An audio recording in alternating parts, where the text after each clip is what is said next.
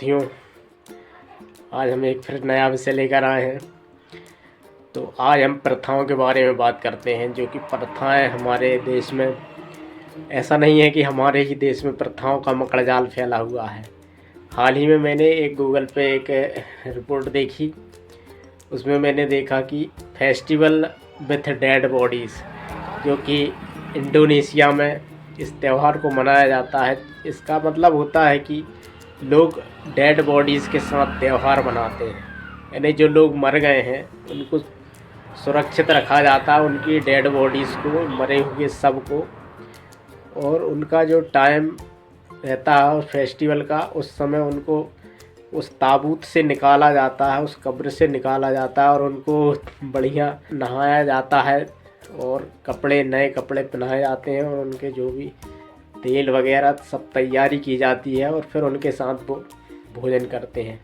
इसके पीछे दरअसल कहानी ये है कि इंडोनेशिया में किसी एक शिकारी ने जंगल में गया हुआ था तो वहाँ पे उसने एक डेड बॉडीज़ को देखा, तो उसने अपने कपड़े उसको पहना दिए और बढ़िया साफ़ सफाई से उसको सुरक्षित किया।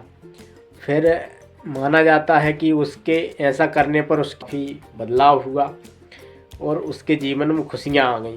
तो उस जनजाति के जो लोग थे उन्होंने देखा कि आखिर इसके जीवन में कितना परिवर्तन हुआ है और ये काफ़ी अच्छे से रहने लगा है।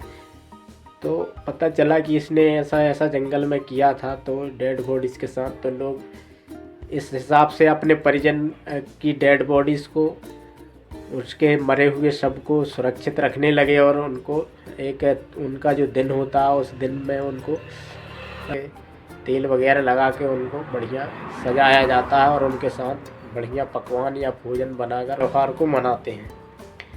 और उनके शौक जो होते हैं, कोई मतलब जैसे कोई सिगरेट पीता है तो उसको उस सिगरेट के पोजीशन में उसको रखते हैं।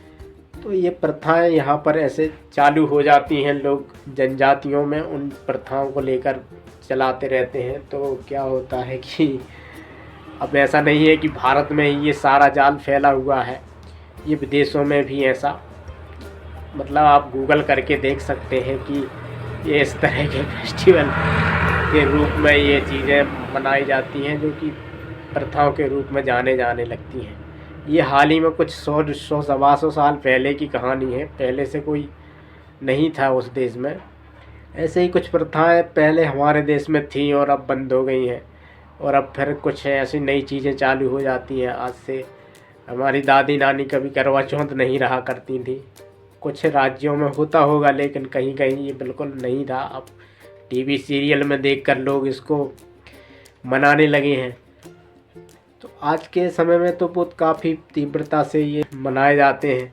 तो ये बहुत ही मतलब तेज़ी से प्रथाओं के रूप में प्रथाओं का नाम ले लिया जाता है धीरे धीरे।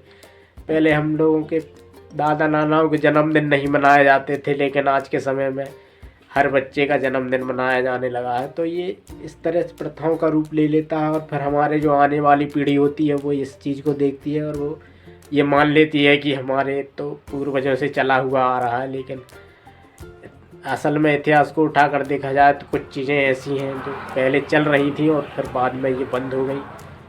तो इस मकड़जाल को समझने की ज़रूरत है। तो एक और बात याद आती है इसी बीच कि पहले क्या होता था कि लोगों के पास आग जलाने की समस्या रहती थी, तो परिजन ख़त्म हो जाता था तो उसके सबको